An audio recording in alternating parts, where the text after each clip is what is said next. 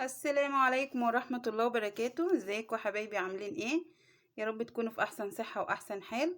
اللهم صل وسلم وبارك على سيدنا محمد وعلى اله وصحبه اجمعين. النهاردة ان شاء الله نعمل مع بعض اكلة مصرية جميلة واقتصادية، ومتهيالي محدش ما بيحبهاش، اكيد كل المصريين بيحبوها. هنعمل النهاردة الكشري المصري بطريقة سهلة وبسيطة. أنا عارفة إن طبعا الكل بيعرف يعمل الكشري وهو سهل جدا، بس أكيد لكل حد فينا طريقة معينة بيعملها. أكيد لو بصينا على كل اللي بيعملوا الكشري مش هيبقى كلهم بطريقة واحدة، وإن كان الكشري واحد لكن الطرق متعددة. فإن شاء الله النهاردة أنا هعمل لكم طريقتي، ويا رب تعجبكم وإن شاء الله تجربوها يعني. معانا إن شاء الله النهاردة مكرونة. المكرونة انا بحب اجيبها نوعين، لو انت حابة اكتر مش مشكلة، بس انا بحب المقصوصة الصغيرة واللي هي الاسباجيتي. الاسباجيتي بكسر العيدان بتاعتها على 3 بحيث انها ما تبقاش طويلة قوي وما تبقاش قصيرة قوي. ومعانا هنا كوباية شعرية، ومعانا كوباية ونص رز مصري طبعا لان هو كشري مصري فهنستعمل رز مصري. ومعايا كوباية الا ربع عدس بجبة اللي هو العدس البني، ومعايا كوباية الا ربع عدس اصفر. طبعا لان الكشري بيبقى معظمه نشويات فاحنا عايزين نطعمه شوية بالبروتين، وهو العدس ما شاء الله يعني عبارة عن بروتين، هو بديل للحوم. فانا مستعملة مقدار الرز كوباية ونص زيهم بالظبط مقدار عدس، يعني الرز معايا كوباية ونص والعدس كوباية ونص، كوباية الا ربع عدس اللي هو بجبة، وكوباية الا ربع عدس اصفر.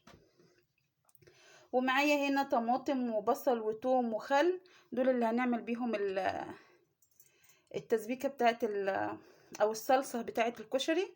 ومعايا هنا بصل مقطعه حلقات بالشكل ده كده، ده اللي ان شاء الله هحمره. فانا اول خطوه باخدها لما باجي اعمل الكشري بحمر البصل الاول، وبعد كده باخد الزيت بتاعه بعمل بيه بقيه الخطوات بتاعه الكشري. فانا اول حاجه انا هاخد البصل زي ما هو كده، انا حاطه طاسه على البوتاجاز مسخنه الزيت، وهاخد احمر ده الاول كده. وانا بحمر البصل هاخد الطماطم والبصل والثوم والخل دولت هضربهم في الخلاط، وبعد كده هنشوف مع بعض الخطوات التانية تبقى ازاي. وبعد ما حمرت البصل بالشكل ده كده، انا بقى اخدت الزيت بتاعه حطيته في حله على البوتاجاز، وغسلت العدس بجبه. بسم الله هننزل كده،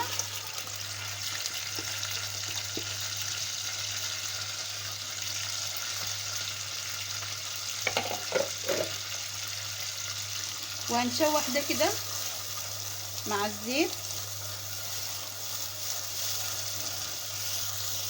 يعني مش كتير، هنشوحه مثلا 3 دقايق 5 دقايق، مش هنكتر عليه يعني، بس احنا ضروري ناخده غلوه قبل ما نسقط الرز فيه.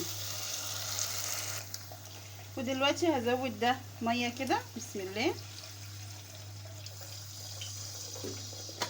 الميه دي هزودها على قد ما انت هتسوي الرز، يعني على قد ما انت هتعملي رز بتزودي الميه للعدس. ده كده هقفل عليه ياخد له غلوتين قبل ما ننزل فيه الرز. انا حطيت حله تانية على البوتاجاز، حطيت فيها شويه زيت من بتاع البصل برضو، وده عصير الطماطم اللي انا عملته بالبصل بالثوم بالخل. بسم الله. دي كده اللي هتبقى الصلصه، ولكن انا بضيف صلصه تانية، مش بكتفي بالطماطم دي بس، انا بحب اعمل الخلطه دي عشان بتديله طعم، عشان ما بحبش اقلله البصل والثوم وكده. فانا حطيت طماطمتين كده على بصلايه على الثوم على الخل وحطيتهم كده. ولكن انا عندي كيس طماطم مخزناه في الفريزر، كيس صلصه هزوده عليه بس لما تغلي.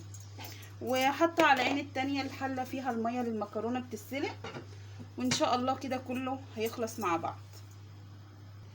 وهنيجي هنا على ما العدس يغلي هناخد الرز، كوبايه ونص رز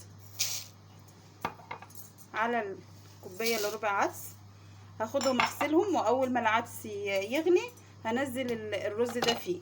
وهاخد من كوبايه الشعريه دي في طاسه تانية كده على البوتاجاز، وهحمرها على ما الرز على ما العدس يغلي واغسل الرز هنحط كله مع بعض في حله واحده. وكده العدس اخد معانا غلوه زي ما احنا شايفين. دلوقتي هننزل عليه الرز. بسم الله.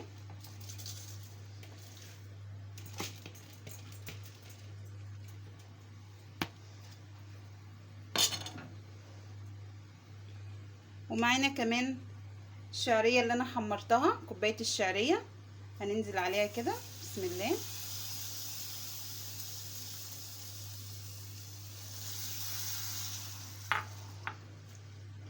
ونظبط الميه بتاعته بقى لان هي كده شويه صغيرين، فهنظبط الميه بتاعه الرز.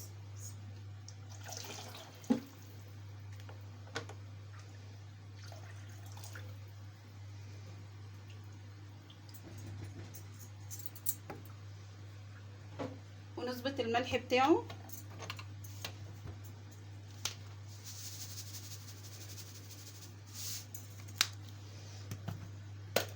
وهنحط كمان نص معلقه كمون.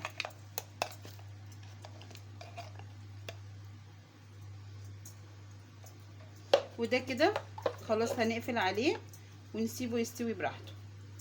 ومعانا في الحله التانية الميه بتاعه المكرونه بتغلي، هننزل فيها المكرونه. بسم الله.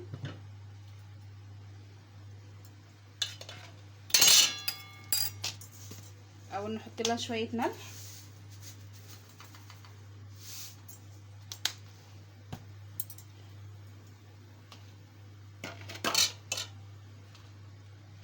وبعد كده ننزل بالمكرونه. بسم الله.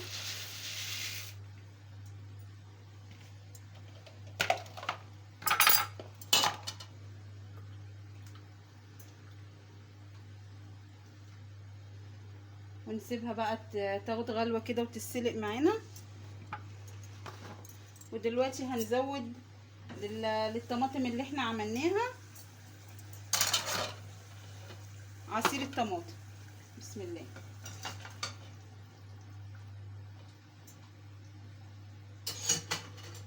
وكده اول ما الحاجات دي تخلص في سواها هنقدم مع بعض احلى طبق كشري مصري باذن الله. وكده المكرونه خلاص سلقت معانا اهي، هاخدها اصفيها على طول. ودلوقتي بس هظبط الملح والتوابل بتاع الصلصه.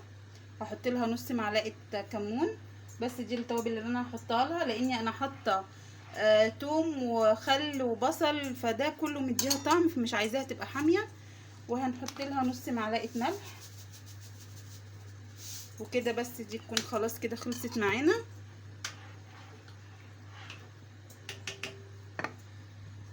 وهاخد المكرونه اصفيها. وهنا الرز ما شاء الله معانا بالشكل الجميل ده. هصفي المكرونه بقى ونقدم مع بعض طبق الكشري المصري اللي ملوش حل.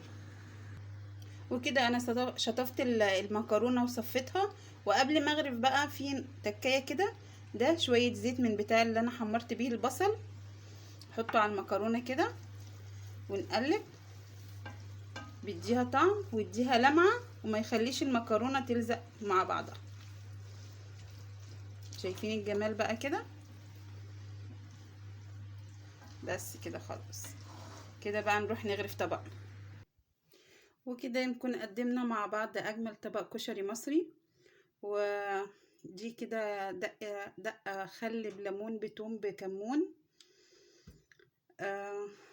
بتضربيهم في الكبه كده كلهم على بعض وبتحطي شويه بابريكا بتدينا ده. اتمنى تكون الوصفه بتاعت الكشري عجبتكم. وزي ما قلنا في اول الفيديو انا عارفه ان كل واحده طبعا كل ست بيت بتعرف تعمل الكشري، بس هو بيبقى لكل بيت طريقه. فانا حبيت اوريكم الطريقه، ممكن يكون فيها اختلاف عن اي واحده بتعملها. ممكن تكون طريقتك احسن، ممكن تكون طريقتي احسن. المهم ان بيطلع في الاخر كشري وبيعجب كل بيت. والاختلاف في الرأي لا يفسد في الود قضية. واتمنى تجربوا الوصفة ودمتم بخير، والسلام عليكم ورحمة الله وبركاته.